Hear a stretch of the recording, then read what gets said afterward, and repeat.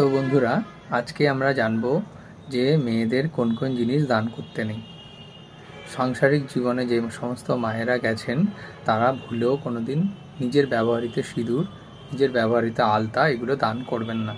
এতে কি হয়, মঙ্গল গ্রহ অসন্তুষ্ট হয় এবং শুক্র দুর্বল হয়ে পড়ে।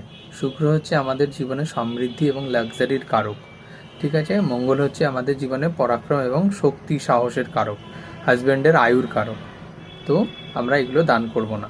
আর মেয়েদের মাথায় সিঁদুর হচ্ছে স্বামীর আয়ু বর্ধক, আমরা সিঁদুর কখনো দান করব না। দ্বিতীয়ত হচ্ছে বিবাহে যে সমস্ত পোশাক আমরা ব্যবহার করি সেই সমস্ত পোশাক আমরা কখনো কাউকে দান করব না। এতে কি হয়, বিবাহিত জীবনে নানা প্রকারের সমস্যা এবং বাধা অর্চনা আসতে থাকে। তারপরে হচ্ছে আমরা দান করব না রাত্রেবেলা, বিশেষ করে সূর্যাস্তের পরে কোনো সাদা দ্রব্য আমরা দান করব না, যেমন চাল, দুধ, দই। এতে চন্দ্রমা দুর্বল হয়।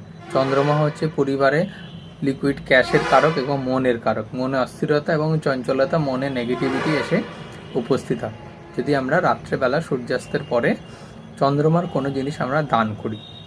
আর সবথেকে মনে রাখার বিষয় হচ্ছে, আমাদের কোনো ব্যবহৃত অলংকার আমরা কাউকে দান করবো না। নিজের ব্যবহার করা পোশাক এবং নিজের ব্যবহার করা জুয়েলারি আমরা কখনো কাউকে দেবো না, বিশেষ করে শাখা পলা, আয়ুশ্রী, এগুলো আমরা দান করব না। এতে রাহু স্ট্রং হয়, এটা মনে রাখতে হবে।